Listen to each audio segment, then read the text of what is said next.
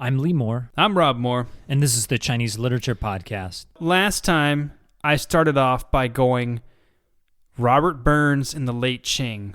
What the frick, right? This time, Lee, the second poem in our series that we're doing on bonkers, crazy, weird poems, I had a similar response, not because it was super random, but the setup is just... I don't think you can get more sycophantic, suck-up, brown-nosing than this poem. So I'm going to let you tell us a little more about it because the setup is just so weird. So what are we looking at, Lee? So this poem is by a poet called Liye. He is a deputy editor at the news desk at Xinhua, China's state-run news agency, so... highly politicized. It's not the most important outlet in terms of Chinese news. I would say that would be CCTV1 and Renmin Ribao, the People's Daily. But this is kind of, Xinhua is the news agency that is the most important. It's kind of the equivalent to, in the U.S., we have Bloomberg, in Britain they have Reuters, France, Agence France Presse. It's kind of the equivalent to that, the PRC equivalent to that. The poem is titled General Secretary, Your Backside is Where My Gaze Lies. That's at least how I'm translating it. The poem was written during a visit to Xinhua by Xi Jinping. Xi Jinping, of course, the chairman of the Chinese Communist Party, visits Xinhua and makes this famous pronouncement: the news's last name needs to be the party. That is, the news reporters need to be on the side of the party. It is essentially one of the opening salvos in a war on the free press in China, or not that there ever was entirely free press in China, but in the past few years, there have been increasing restrictions on what freedoms the press did have, and Xi's visit was sort of the beginning of that campaign. Liye actually writes this poem on his phone as Xi is visiting and then posts it, I believe, on Weibo. And he's been ridiculed for being so sycophantic that it's almost hard to deal with. Rob, is it okay if I just read some of my translation of the poem? Please do. Although I say please do like it's going to be a treat. It's not going to be a treat. If you like poetry, this is going to be rough. Just strap in. General Secretary, your backside is where my gaze lies. This moment, there is thunderous applause. It is inundated like the noise from the cars at Xuanwumen. Today we have finally met you face to face and heard you, big brother, with your earnest wishes, your smile, and you salute us. I wish everyone a happy Chinese New Year. I hope your year of the monkey will be lucky. General Secretary, your backside is where my gaze lies. My gaze midwifed this poem. My fingers are scorching my phone as I type in this poem. This poem has brewed inside me so long. It has my insides. It has blocked up my blood vessels and nerve vessels, and it has undulated over the Yellow and Yangtze River. It has run over the Great Wall of China. It has followed the camel's bells along the one belt, one road, and the mighty and warm winds of the great wheels of the high-speed trains. Haha, this moment certainly has no familiar starry sky with me writing this poem. And I can't keep going because I'm going to You get the idea. You get the idea. I don't think there's a color nose to describe this guy with. How brown this guy. If there's an infinitely deep brown, that's about where we've got here. So, but I wanted to lead with a question, Lee, real quick. And this is going to sound like the most obvious question in the world, but I want to see what you do with it. Do you think this is sincere, or is this a case of a Xinhua senior figure trying to cover his backside? I don't know, in a system where increasingly freedoms are, and again, we try not to touch on politics in the podcast, but I'm just going to kind of try and be as objective as possible. But liberty under Xi has increasingly been curtailed, and I think that it's really hard in a system where you don't have those kinds of liberties that maybe you would have in Taiwan, to know whether or not someone is being sincere. I'm reading a memoir of the Cultural Revolution it's called Sons of the Revolution or Sons of Revolution. It's by Rob. Do you know Judith Shapiro? Yeah, it's by her husband, and Shapiro translated the book. It's quite good. I mean, it's a standard kind of memoir of the Cultural Revolution. But one of the things that is really interesting is how much you have to hide your feelings in these situations, in these political environments where you don't know, A, who can turn you in, and B, you don't know what's going to happen tomorrow, because you might say the right thing today and then tomorrow it turns out to be the wrong thing. You get put in the cowshed. I mean, that's actually what happened to the author's mother. She criticized the party during the 100 Flowers campaign of 1957. The party says, hey, let us know where we're doing wrong because we really want to be good. And so she just she didn't initially want to, but she came up with several points of things that the party could do better. And then immediately afterwards, almost all of those people who stood up to criticize the party were threatened. She was thrown out of her job. I don't think she actually literally got put in the cowshed. That is an actual thing, more in the Cultural Revolution than in the Great Leap Forward, which is the period from 1957 to, we'll say, 1960. That had a lot of ideology, but it was quite different. Anyways, you have to be very careful about what you sincerely feel and how you express those feelings. I don't know if Pu is being sincere, and I'm not sure that Pu himself is capable of figuring that out himself, just because in that political environment, what does it mean to be sincere? Right, but this is why I ask, because if this is written as a sincere and deeply felt poetic endeavor, it sucks on an absolutely monumental level.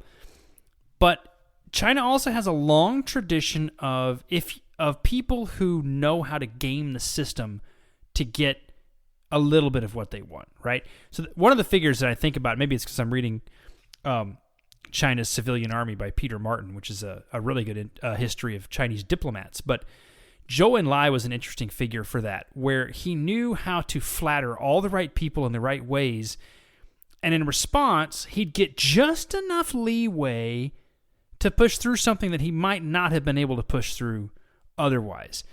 To have this Xinhua figure, editor, writing something this utterly sycophantic could be this person going, look, I'm going to get ridiculed for this, but this way over the top love of party and chairman is going to get me in the right books, and the next time I want to run a story on, let's say, Xinjiang, maybe not quite that controversial, something like that, they're going to know it's being proposed by the guy who wrote this poem, and they're going to be like, that guy's probably okay, right? You can see how the calculus might work.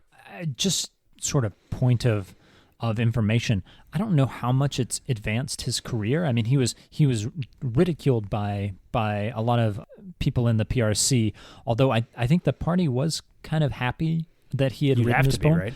But he's still today, as far as I can tell, deputy editor of Xinhua, and this poem was written in 2016.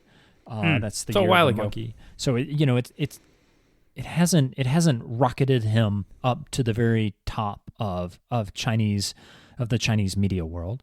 Two things. One is just a final comment on that, but one that comment is he still has his job, and in the news media in today's China, that's not a given, right? So if he is trying to cover his backside, playing off of your translation, he's done a pretty good job. So the second thing is, and I don't know if this is going to take us into dangerous waters or not, but the imagery in this poem begins to feel very, what's a good word here? Sensual, possibly even sexual.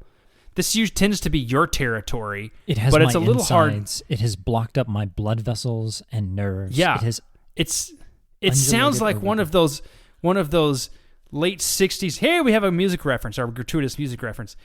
pop songs where someone's writing about just being so consumed with passion for this person that they can't even contain themselves. That's how this reads. Today, this poem tears open my bosom. General Secretary, your backside is where my gaze lies. Now, I have to throw this out there too, Lee. Originally, I contested your translation of Beiying as backside. It's not. I still don't think it's maybe the best, but also it still fits because I don't.